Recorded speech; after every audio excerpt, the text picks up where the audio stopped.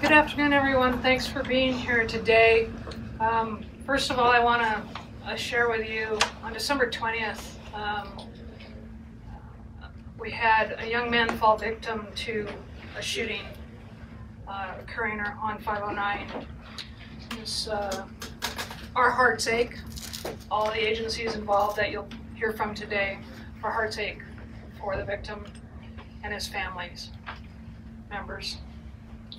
So whether the shooting was accidental or deliberate, his life has been permanently altered and his family's life has been permanently altered.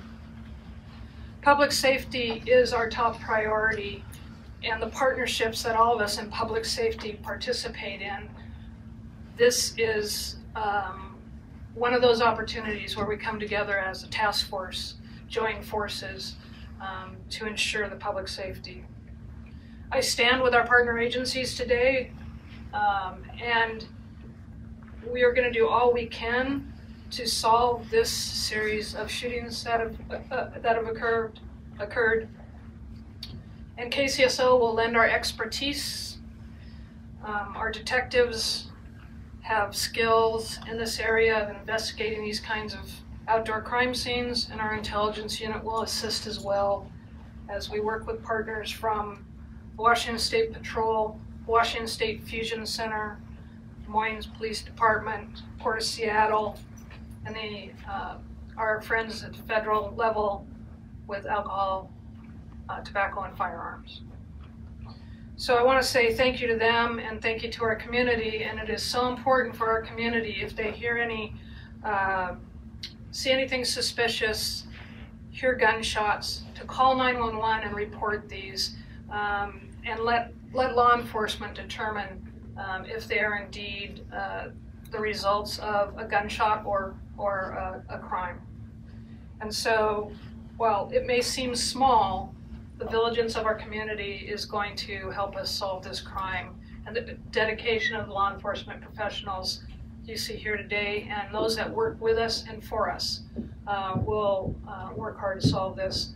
On that note, I would like to introduce Captain Ron Mead, Commander for this jurisdiction, and he'll have a few words. Thank you, Sheriff. Good morning or afternoon. I'm going to read a prepared statement. My name is Ron Mead. I'm the captain for the Washington State Patrol, and I oversee all field operations here in King County. The Washington State Patrol and King County Sheriff's Office are requesting assistance from the community in locating the individual responsible for December 20th, 2018 shooting. They hit a child in the head, causing the 14-year-old boy to lose his eyesight. On December 20th, 2018, at approximately 11 p.m., a family was traveling southbound on State Route 509 just south of the First Avenue Bridge when the front passenger window was shot out. Tragically, their 14-year-old son was hit in the head and subsequently has lost his vision. It may be this was not intended, and the individual using the firearm may not be aware of the consequences of his or her actions. Upon learning of the child's injury, there may be observable reactions by the responsible individual. These may include, but are not limited to, the following: sudden, unexplained mood swings, intense interest in the media coverage, increased drug or alcohol use, and withdrawal from social or daily activities.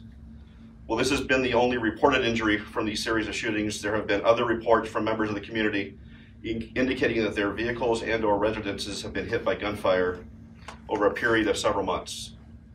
These incidents have occurred in the area of State Route 509 and South 160th Street. Anyone with information is encouraged to contact law enforcement, as the prevention of further incidents or injuries is paramount. Along with the WSP and King County Sheriff's Office, a task force has been created to include the Des Moines Police Department, the Port of Seattle Police Department, with assistance from the Bureau of Alcohol, Tobacco, Firearms, and Explosives. The purpose of this task force is to have a unified investigation of these shooting cases. Law enforcement is confident there are members within the community who have information regarding the shootings and are asking for your cooperation. Oftentimes, citizens have information of value but do not come forward because of concerns that it may not be important to their investigation. We ask that you let us assess the value of that information and evaluate your tip. Please contact us with any information you may have regarding these shootings. Furthermore, if there is concern with the circumstances in which the information is obtained, your identity can remain anonymous. We've established a tip line, which is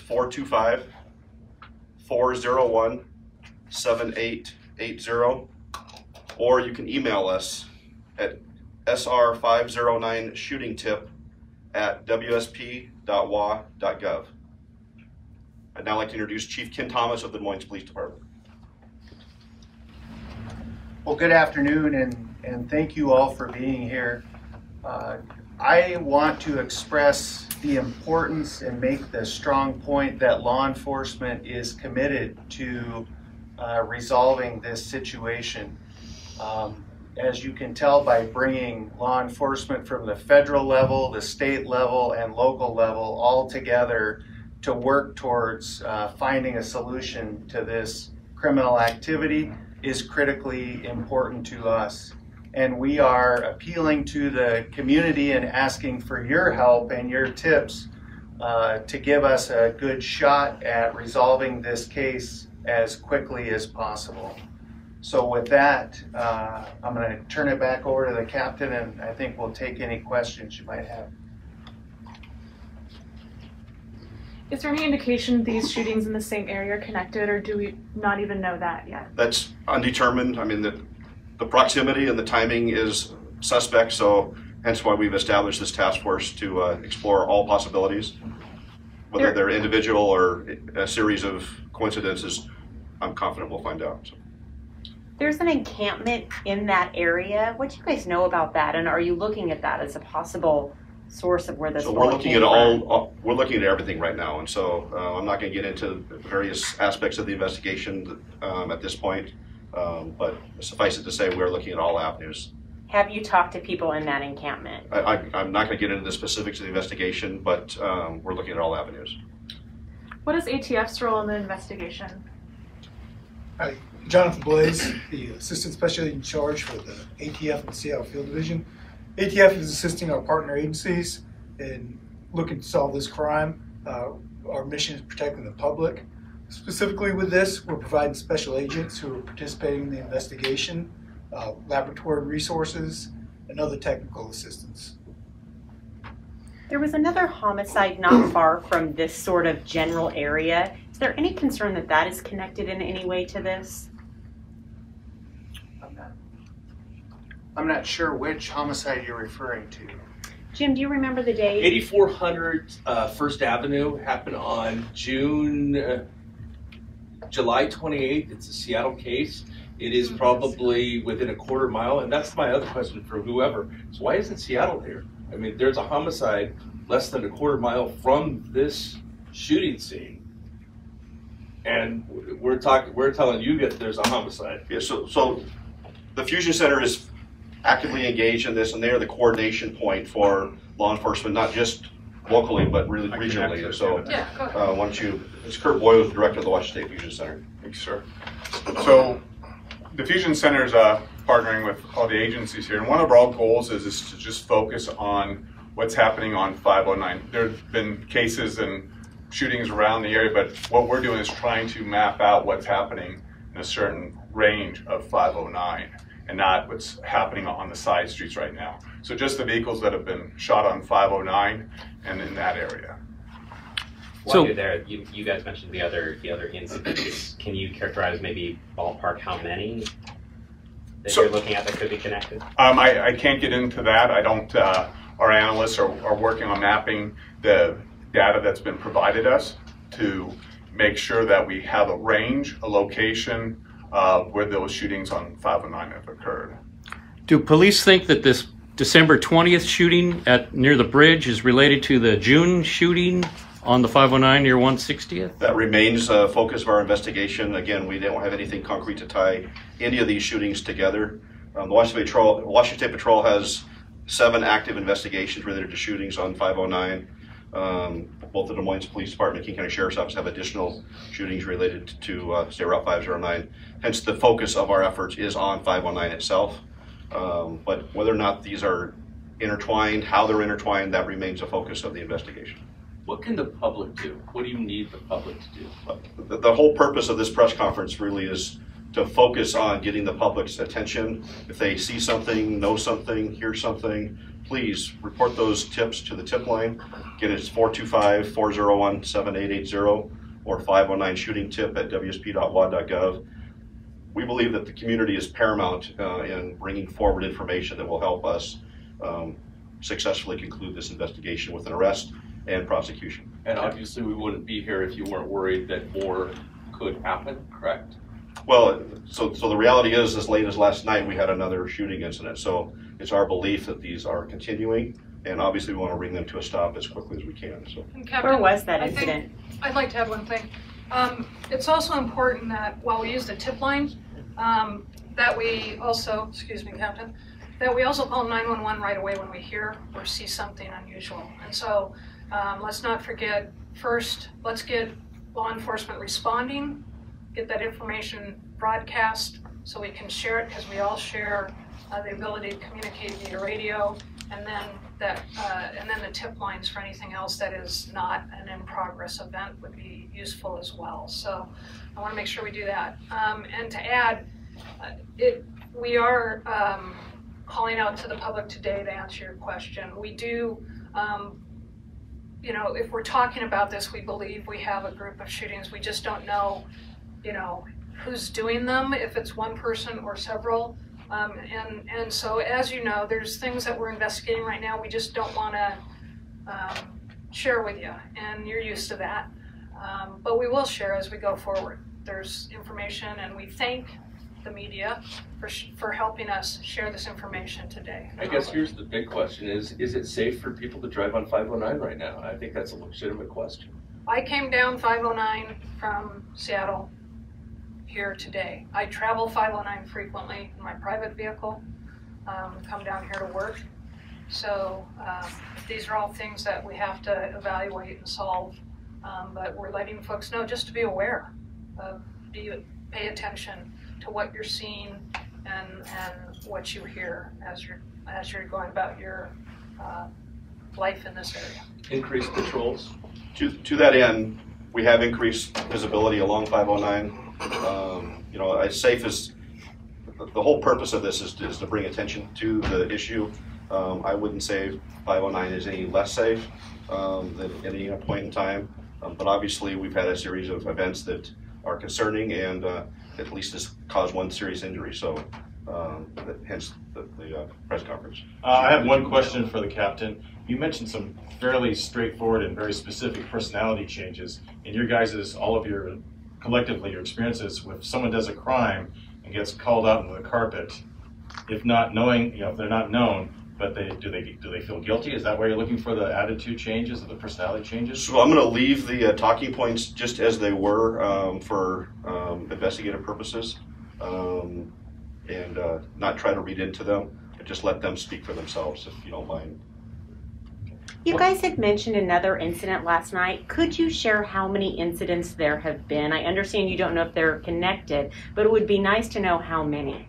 So the incidents that we're investigating collectively is 11. So we have 7 investigated by the Washington State Patrol, 3 by the Des Moines Police Department, and 1 by the King County Sheriff's Office thus far that we've all connected together. And they all involve gunfire at vehicles and homes. Yes. You might not be able to say, of course, but when you're looking at these incidents, are you able to say if you're looking for somebody that might be using like a small gun or a long gun, something like that? Yeah, that's something we're not going to release today. Got it. Anything more you guys can say to drivers who are going to hear this today and be scared to get out on 509? So one of our primary concerns is not causing undue concern with the motoring public. I mean, in any given year, we average upwards of 30 drive-by shootings or shooting-related incidents on the freeway system throughout King County. In this instance, they happen to be, these 11 happen to be closely related. So I wouldn't say that the whole idea of this is not to cause unnecessary alarm or concern from the public, but to solicit their feedback, because people use 509 like any other stretch of roadway constantly and regularly, and they know what's out of place, they know what's normal, and they know what's abnormal. So what we're asking for is those things that they see that are abnormal or out of place or differ from what they see day to day to bring that information forward. Certainly, as the sheriff, to echo what she said, anything that is a crime in progress, a shooting, suspicious observations, those types of things, the first phone call should be to 911.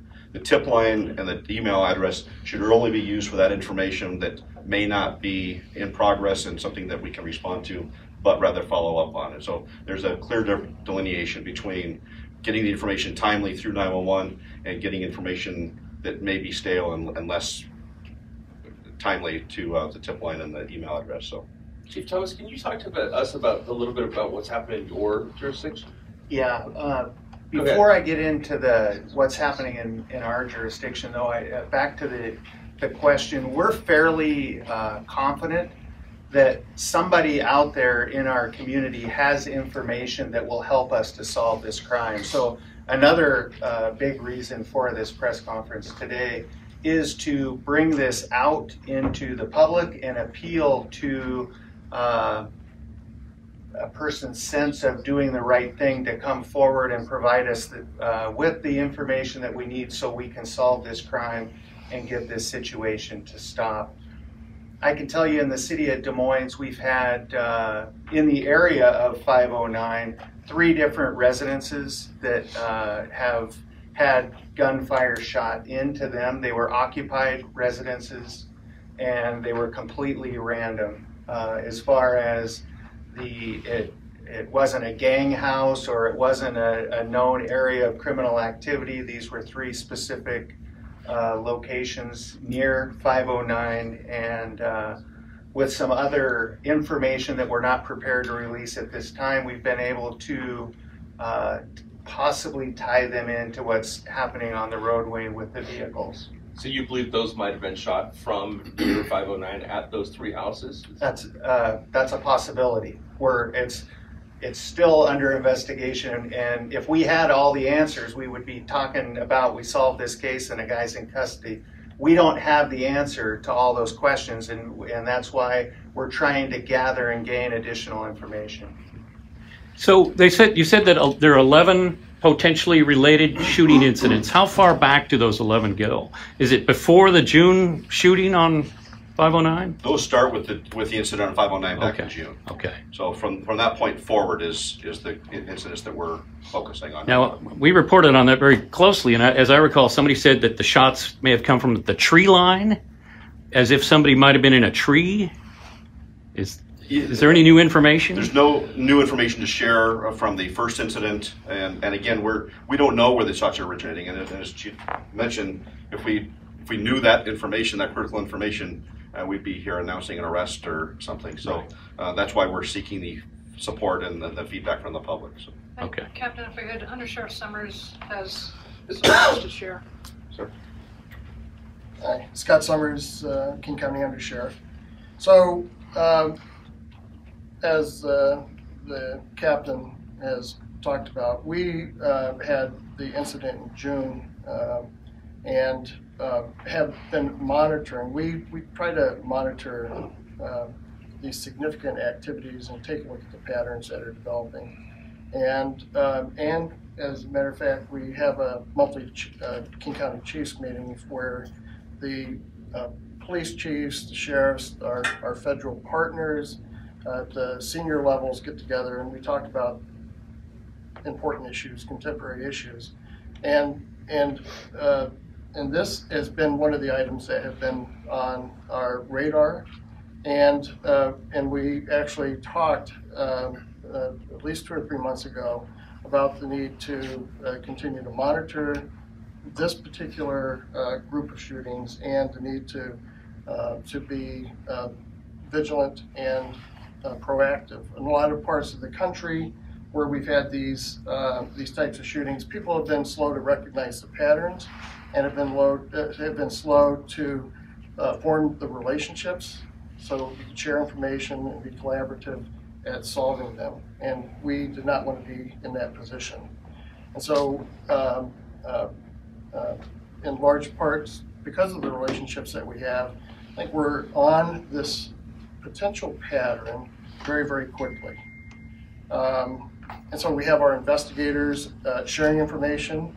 Just so you know, I was having conversations with the deputy chief for Seattle Police Department this morning.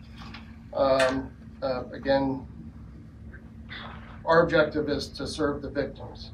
The family of the young man that was shot in the eye, our job is to bring justice and to serve that family the best we can. Can't take away all the pain, but we can do our jobs and bring that family some relief, some justice. So the other thing I could say is a lot of this press conference and what we're asking from help from the media, which is a critical partner of ours, is this will be solved. Community policing is where we acknowledge that there's not a lot of police, and that the responsibility for solving this is equal responsibility between the community and the police. And I don't care what your lot is in life, if you have some sort of mental illness or drug issue and things of that nature, you have an equal obligation to take care of people like this family that was impacted. And so we're asking the media to help get the word out that we all have an obligation to make sure that this does not happen again, and that that you come forth, have the courage to come forth with the information, so this doesn't happen to a member of your family, right? We all have an obligation to take care of one another. We are, after all, each other's brothers and sisters keepers. And so I think that's where we need help. And so we wish we could share more information about the criminal investigation. That could potentially hurt the investigation and potential prosecutions. We're not trying to be offensive or anything. We're trying to be professional and do our jobs. Can you share a little bit more about the 14-year-old victim? I think I've talked to almost every one of you guys in a different situation on something else. And I mean, just can you tell us about this child a little bit, and where they were going, where they're from, a little bit about the family? So I don't have that information with me at the point in a manner that I'm prepared to discuss. But the reality is you have a family driving home along the freeway system, and you know the child is hit by gunfire, and obviously that takes a huge impact on not only that child but that child's family. We've had conversation with them as late as this morning, and quite frankly they're very private and are safeguarding their privacy, and so to reveal any more information would be disrespectful to them. This family's frankly suffered a tragedy that most of us can't even comprehend. So I don't want to do anything that's going to further impact that family or that child. Was he in the front seat? He was in the right front passenger seat, yes. Is there any kind of profile of a possible suspect or suspects? Is it possibly one or multiple? Yeah, so we don't have that information that we're going to release. Okay. So we do have some investigative leads that we're following, actively following, but I'll just leave it at that. But we are seeking the public's help with this, so that's critical. And no Crime Stoppers reward or anything like that for information at this point? Not at this point. Right. Thank you. Thank you. Thank you.